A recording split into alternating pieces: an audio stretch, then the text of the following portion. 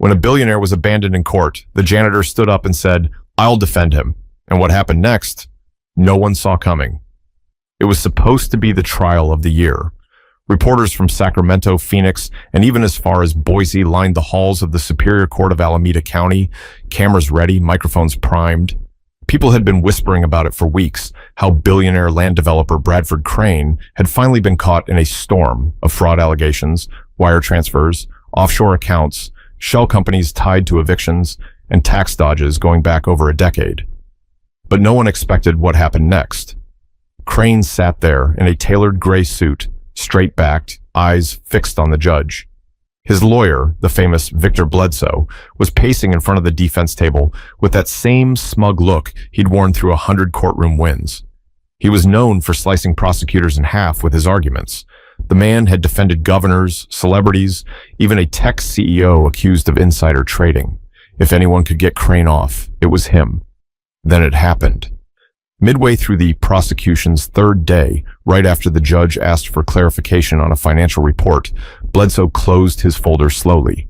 He didn't look confused. He didn't ask for a recess. He just shut the folder, turned around, and said into the mic, "I'm done, Your Honor." Judge Corinne Delgado blinked. "Excuse me? I'm withdrawing, effective immediately. You're Crane's lead counsel." I can't waste the court's time or mine any longer. This case is a train wreck. Gasps broke out behind the bar. Bradford turned in his seat, mouth parting slightly. Even he hadn't seen it coming. The man who'd fought beside him through 2 indictments and 6 depositions had just thrown him to the wolves. "You're abandoning your client mid-trial?" the judge said, eyes narrowing. "I have ethical concerns," Bledsoe answered calmly. "That's all I'm prepared to say." He grabbed his briefcase, buttoned his coat, and walked straight out the door. The room exploded into chaos. Reporters jumped up. One woman dropped her phone trying to get a clip. People shouted, "What's going on? Is that even legal? Can they just leave like that?" Bradford sat there like a man staring at his own funeral. The prosecution leaned in with half smiles. A billionaire with no defense? That wasn't just blood in the water, that was a buffet. But at the very back of the courtroom, someone stood still. He wasn't wearing a suit. He wasn't a lawyer or a paralegal. Just a middle-aged black man in navy blue coveralls, still holding a mop handle in one hand and a spray bottle in the other. Leonard "Lenny" Garrison had been cleaning that same courthouse floor for 19 years.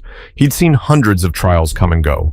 He knew which judge needed 3 sugars in her coffee and which bailiff to never joke around with. He wasn't supposed to speak. Janitors don't speak in courtrooms. But he cleared his throat and said loud and clear, "I will defend him." Heads turned. Lenny's voice didn't shake. He didn't hesitate. He didn't blink. "I said," he repeated, stepping forward, "I will defend Mr. Crane." You could hear the disbelief ripple through the room, the kind of shock that doesn't come with noise, but silence, a kind of silence that tightens the chest. Judge Delgado leaned forward slowly. "Sir, do you have a license to practice law?" Lenny shook his head. "No, ma'am." "Then I can't allow you—" "I'm not asking to represent him officially," he said. "I'm asking to speak. Just give me 5 minutes. If you still want me to leave, I'll leave." A murmur rose from the benches. Some laughed, some scowled. The DA rolled his eyes. Bradford turned to look at him. And for the first time that week, the billionaire's face cracked into something close to emotion, recognition, because he knew Lenny. Years ago, he'd seen him in a different room. And back then, Lenny Garrison wasn't holding a mop. He was holding a folder, fighting for his son's right to stay in the only apartment they had left. But that's a part of the story no one in that courtroom knew yet. But they were about to find out. The courtroom was buzzing like a school cafeteria during a food fight. Judge Delgado leaned back in her chair, pinching the bridge of her nose like she was trying to stop a headache before it really started. "Mr. Garrison," she said slowly, as if choosing her words with surgical precision, "this is highly irregular." "I know it is," Lenny said, "but you just watched that man get left behind in the middle of a trial. Nobody's stepping up. I'm not a lawyer, but I know what it looks like when someone's being railroaded." The prosecutor, Dean Kilmer, leaned into his mic with a grin. "Your Honor, is this really happening? Are we going to let the janitorial staff start practicing law now? The courtroom laughed. Mean laughter, sharp and layered with judgment. Lenny didn't flinch. He stepped forward again, not too fast, not dramatic, just steady. Let them laugh, he said, eyes fixed on the judge. But that man helped my family when nobody else would. I may not be certified to argue this case, but I know what's right and what's wrong. Let me speak. Bradford was staring at Lenny now, jaw slack, his usual boardroom poise nowhere to be found. Wait, he whispered. Lenny? Lenny gave him a quiet nod. Yeah, it's me. The judge tapped her gavel once, just once, like a warning. I'll give you 3 minutes, she said. That's all. You're not under oath. You're not part of the defense team, and this court isn't in the habit of letting strangers interrupt official proceedings. But I want to hear what this is about. Lenny glanced at Bradford, then stepped into the open space where the lawyer had stood moments before. You want to talk about fraud? He began, eyes shifting to the jury. You want to talk about lies and manipulation? Let's talk about it. He raised the spray bottle still in his hand and held it up like a teacher pointing to a chalkboard. This is ammonia, he said. You mix it with vinegar and hot water, and you can scrub damn near any stain off a courtroom floor. I've used it to clean up blood, vomit, spilled coffee, spit. Things most people pretend not to see. But the stain I'm looking at now? He paused. It's in this system. The room went still again. He pointed to Bradford. 6 years ago, my son, Tariq, was being thrown out of our apartment over a technicality in the lease. We were 2 weeks late on rent because I got hurt on the job and missed hours. The management company didn't care. They had the sheriff knocking by day 3. My son was 15. Bright. He had a shot at a scholarship if he didn't get pulled out of school. Lenny took a breath like he was measuring the next sentence. Bradford Crane didn't know me, never met me, but he was on the board of that company. He read about the case, and for some reason, maybe because of my kid's grades, maybe because he has a daughter that age, I don't know, but he called it off, personally. He told the board to back off. He made sure we stayed in that home. He looked down for a second, his voice dropping. I never forgot that, and I sure as hell wasn't about to let him sit here alone while the sharks circled. Kilmer cut in, voice dripping sarcasm. That's a touching story, Mr. Garrison, but it has nothing to do with the legal matter at hand. The defendant is facing multiple counts of fraud, and I'm not done, Lenny said, loud enough to silence him. He turned back to the jury. All I'm saying is, if y'all are going to paint him as some cold monster who's never done right by anyone, that's a lie. And if a courtroom can't stand to hear the truth, then what the hell are we doing here? Judge Delgado looked at him, expression unreadable. You've had your time, Mr. Garrison. Please return to your seat.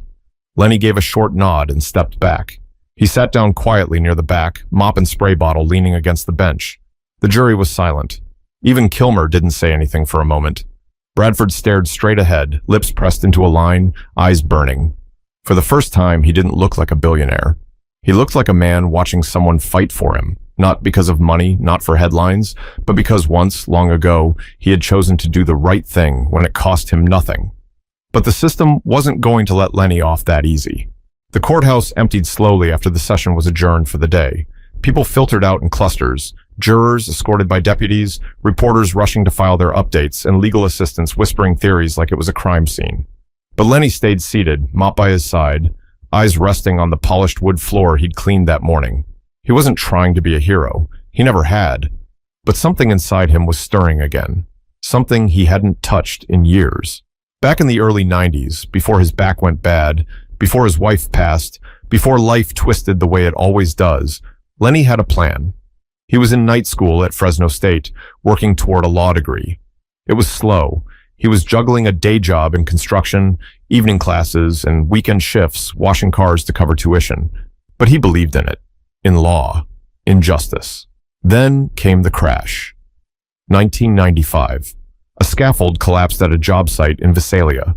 3 men got sent to the hospital. 1 didn't come back. Lenny was lucky. Just a shattered shoulder and 3 cracked ribs. But the bills piled up. His wife, Marcia, took extra shifts at the diner, but it wasn't enough. He dropped out before the final semester. He had no choice. Years passed. Law school became a story he only told once, on a quiet night, to his son, Tariq. And then, not again. Until Bradford Crane. Tariq was 16 when the eviction notice hit.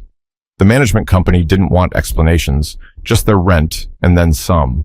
Late fees stacked up like bricks. They had 72 hours.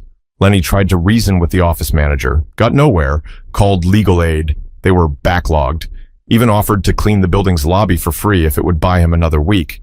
Nothing worked. Then came that phone call. Some lady from the corporate office called and said, "You don't need to worry anymore. Mr. Crane has asked us to pull the eviction. You're paid up." Lenny had asked her twice, "Are you sure you've got the right family?" She was.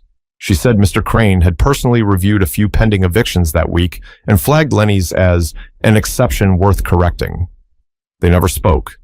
Not directly. Until today. Back in the present, Lenny finally rose from his seat and walked toward the exit. He was halfway down the hall when someone called his name. "Mr. Garrison." He turned. It was Bradford, now surrounded by 3 guards and his bailiff escort. His tie was loosened, his hair slightly out of place, but his voice was calm. "You remember me?" Lenny said, a little surprised. "I never forgot," Bradford replied. "I didn't know you still worked here." Lenny gave a small shrug. "Somebody's got to keep this place from smelling like feet and regret." Bradford cracked a smile, just barely. "Why'd you do that?" he asked. "What you said in there?" Lenny leaned on the mop, eyes narrowing. "Because you were the only one who looked past the papers. Back then, I was just a name in a file. You didn't owe me anything, but you helped. And I figure, maybe I can't help you the same way, but I can make sure your name ain't dragged without someone at least saying, 'That ain't the whole story.'" Bradford was quiet for a second. "They're going to tear you apart for this," he said. "Press, lawyers, maybe even your boss." "They've been tearing folks like me apart for a long time," Lenny said. "I'll survive." A bailiff motioned for Bradford to move along. "Thank you," Bradford said, voice lower now. "You're welcome," Lenny replied, "but don't thank me yet. This ain't over." And it wasn't. Because as Lenny turned to head back to the supply closet, something caught his eye, just a flicker on a monitor outside courtroom 4B. A live feed replaying footage from earlier testimony. Financial spreadsheets were being shown on screen by the prosecutor's assistant. It looked standard, nothing fancy. But something didn't sit right. It was a figure on the bottom line. Something about the dates and transfers. A transaction that didn't line up with the others. It was tiny, barely noticeable. But Lenny had seen enough invoices, balance sheets, and pay stubs while scraping to get by that his gut twitched. And his gut didn't lie. But figuring out what it meant, that would require Lenny to dig into a world he walked away from decades ago. The next morning, the courtroom felt different, heavier, like everyone was waiting for something to explode. Judge Delgado walked in 5 minutes late, lips pressed thin, coffee in one hand. You could feel her mood before she even opened her mouth. She looked out over the courtroom, paused a moment, and said flatly, "Before we begin, I want to address what happened yesterday." All eyes shifted to Lenny. "The court is aware Mr. Garrison is not licensed to practice law," she continued. "He will not be acting as legal counsel for Mr. Crane. But after discussion with the district attorney's office and review of court policy, I am allowing him to serve as an informal legal aid, so long as he does not directly question witnesses or address the jury." Gasps, whispers, then silence again.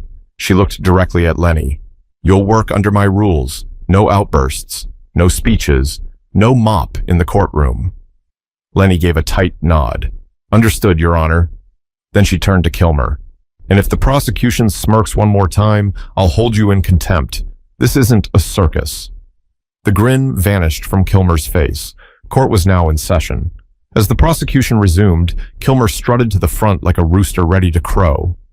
"Ladies and gentlemen of the jury, I'd like to remind you that behind all the money, behind the polished shoes and fine suits, we have documents, proof that Mr. Crane knowingly shifted money into shell companies under fake names."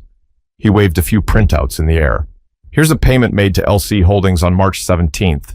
Here's another to Nava Partners LLC the same day, both tied to offshore accounts, both under Crane's oversight." He clicked the remote. 2 spreadsheets appeared on the big screen beside him. Kilmer went on for 10 more minutes, laying out a tight story, one of deliberate, precise fraud. It was convincing. Lenny sat quietly, jotting down notes in a spiral notebook. He didn't even have a laptop. He turned to Bradford, whispering, "Those payments, Nava and LC Holdings. You ever seen them before?" Bradford shook his head. "No, not directly.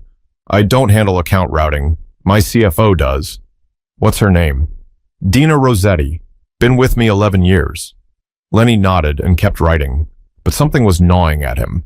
He waited until the court broke for recess, then stepped outside with Bradford, motioning for him to lean in. "I think they're building this case around documents you never saw. That payment to LC Holdings? I saw it on the screen yesterday. The memo line says insurance settlement. Who gets insurance through a company that doesn't exist?" Bradford looked puzzled. "We don't.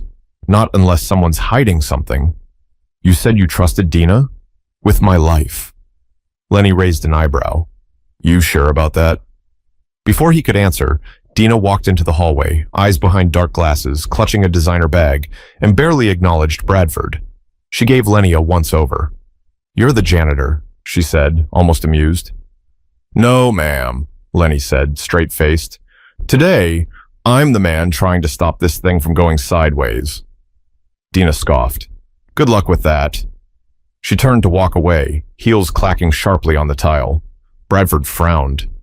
"She's been acting different lately. Cold, distant. I figured she was just overwhelmed." Lenny rubbed his jaw. "Or she's got something to hide." Back inside, court resumed. Lenny kept watching, not the documents, but the people. The way Kilmer avoided looking at Dina when her name came up. The way she leaned forward in her seat every time LC Holdings was mentioned. And then he saw it. Kilmer accidentally flipped to the wrong slide. It was only on the screen for a second. But Lenny caught it. A wire transfer to LC Holdings, dated 1 week after Dina's name stopped appearing on company payroll. He leaned over and whispered, "You let her go?" "No," Bradford said. "She's still listed as CFO. You ever check if she was still cashing paychecks?" Bradford blinked. "What are you getting at?" "I think your own company's being used against you, from the inside." He looked down at his notes, then up at the screen. There it was again, a memo line that said, "Policy reimbursement per DR. DR Dina Rossetti." Lenny sat back in his seat. He wasn't a lawyer, but he knew what a setup looked like. And this wasn't just a case of missing receipts, but bringing that truth into the light was going to get messy and dangerous. That night, Lenny didn't go home. He stayed at a greasy little diner off Foothill Boulevard, sipping stale coffee and flipping through photocopies Bradford's assistant had managed to scrape together before closing. He wasn't supposed to have access to any official evidence, but no one had said anything about public records and old payroll summaries. Lenny worked the way his father taught him, quiet, careful, and relentless. And somewhere between a coffee refill and a stale slice of pie, he found it. LC Holdings wasn't some shadow company registered in the Cayman Islands like Kilmer had claimed. It was a legitimate LLC based in Reno, Nevada, tied to Dina Rossetti's cousin. The address on file matched a UPS mailbox. The company had only one active contract, a consulting deal with Crane Properties, signed not by Bradford, but by Dina herself. Dated 5 weeks before she stopped showing up to board meetings. It wasn't fraud, it was embezzlement. And the wrong man was on trial. The next morning, Lenny walked into court early, holding a slim stack of printouts. His knuckles were tight. He hadn't slept. When Judge Delgado took the bench, Lenny stood immediately. "Your Honor, I have information that could impact this case." Kilmer stood too. "Objection. He's not—" "Mr. Kilmer," the judge snapped. "He hasn't even said anything yet." Lenny stepped forward. "I believe this court is being misled. There's reason to believe the prosecution's evidence was manipulated by someone working inside Mr. Crane's company." The judge frowned. "On what basis?" Lenny held up the files. "Public LLC filings, payroll reports, and company contract signatures. I can't question the witnesses, but if the court allows it, I'd like to request a formal review of these records, specifically the ones involving a Miss Dina Rossetti." Kilmer looked like he'd swallowed a nail. "This is a delay tactic." "Is it?" Lenny asked, finally locking eyes with him. "Because I can tell you right now that LC Holdings is real, and the woman pulling the strings signed off on every transfer you've called criminal. And she did it behind Bradford's back." Kilmer didn't speak, just clenched his jaw. The judge looked at the files. "Bring them forward." Lenny handed them over. As the judge scanned the top page, her eyes shifted. "Clerk, bring this to the forensic accountant team for immediate review. Court is adjourned for 1 hour." Bradford looked at Lenny like he was seeing him for the first time. "How did you even know where to look?" "I cleaned up after 100 cases just like yours," Lenny said. "You start to recognize patterns." When court resumed, the courtroom was packed again. Word had gotten out, somehow. Maybe a reporter had overheard in the hallway, or maybe a court clerk had whispered it in passing. Either way, people came back expecting drama. They got it. Judge Delgado tapped her gavel once. "This court has reviewed the new materials. It appears the financial trail points to an internal misappropriation of funds carried out by Ms. Dina Rossetti. The LLC in question was not fake, and there is substantial evidence suggesting Mr. Crane had no direct knowledge of the transactions in question." Silence. Then a gasp from Dina's side of the gallery. She stood up. "That's a lie," she shouted. 2 deputies rushed over, but she didn't move. Her voice cracked with panic. "He was too busy to sign anything. He let me handle all of it. I did what I had to." She was shaking now. Bradford just stared. "I gave you everything," she screamed. "And you didn't even notice when I stopped showing up." The room watched as she was escorted out, her designer bag swinging uselessly from her elbow. Kilmer tried to recover. "Your Honor, this doesn't erase all the charges." "No," the judge said firmly, "but it changes the shape of this trial completely. The court will reconvene tomorrow. Mr. Kilmer, I expect a revised filing." Lenny sat down, heart pounding. He had done it. He wasn't licensed. He wasn't qualified. But he was right. And that mattered more than any certificate on a wall. But just because the truth was out didn't mean the fight was over. The next morning, people came in early like they were waiting for a verdict on a celebrity. Security was tighter. Reporters lined the steps outside. Inside the courtroom, everyone sat stiff-backed, silent, eyes bouncing between the prosecution table and the defense seat like it was a tennis match. Bradford Crane didn't look like a man with billions anymore. He looked like a man waiting to be judged. His tie was on straight, his suit clean, but there was a stillness about him. Not fear, just fatigue. Like he'd aged 10 years in a week. Lenny walked in wearing the same janitor coveralls he wore every day. No suit, no tie. But he walked like someone who had earned his place. Judge Delgado called court to order. "Before we begin," she said, "I want to make something clear. This courtroom is not a reality show. It's not a spectacle. It's the last line between truth and destruction. Yesterday, that line was nearly crossed." She paused and looked straight at Kilmer. "Mr. Kilmer, I expect the prosecution to proceed with revised evidence and full transparency." Kilmer rose slowly. You could see the sweat behind his ears. He shuffled his notes and tried to regain his rhythm. "Ladies and gentlemen," he began, "in light of new findings, we have re-examined the role of Ms. Rossetti in the financial transactions at the center of this case. It appears she acted without direct oversight, and her actions may have contributed to the misrepresentation of Mr. Crane's knowledge." Someone coughed loudly. People were losing patience with the long-winded excuses.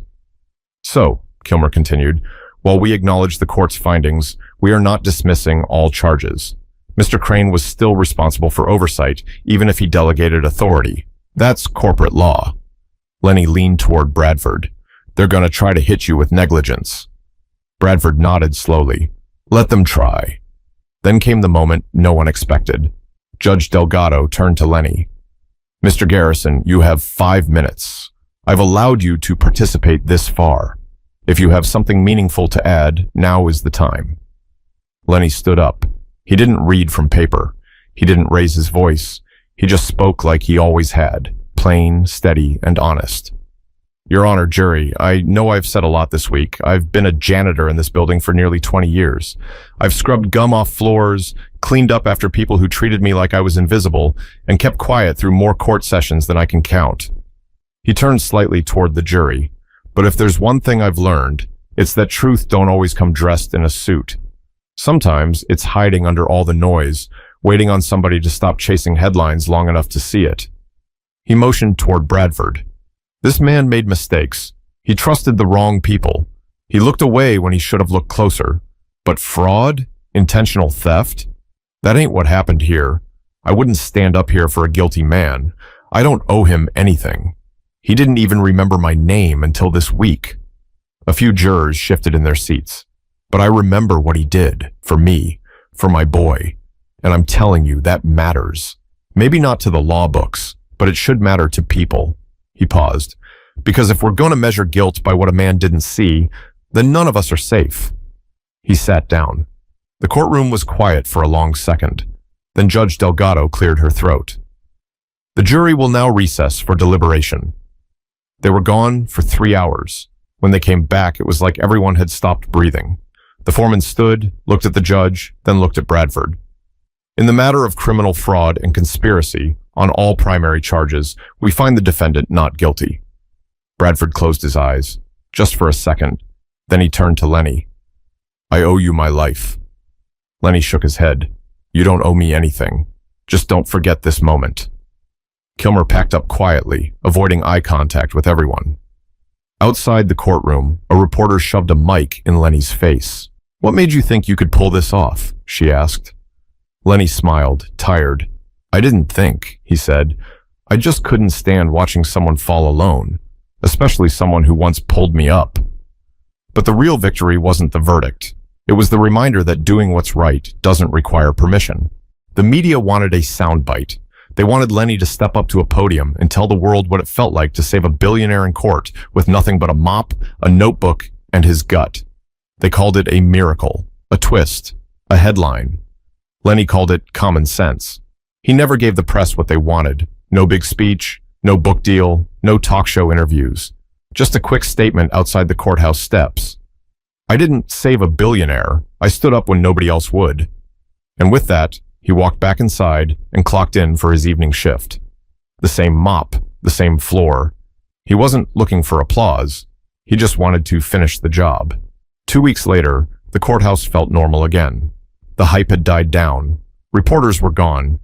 Dina Rossetti was facing federal charges, and her attorney was already trying to negotiate a plea deal.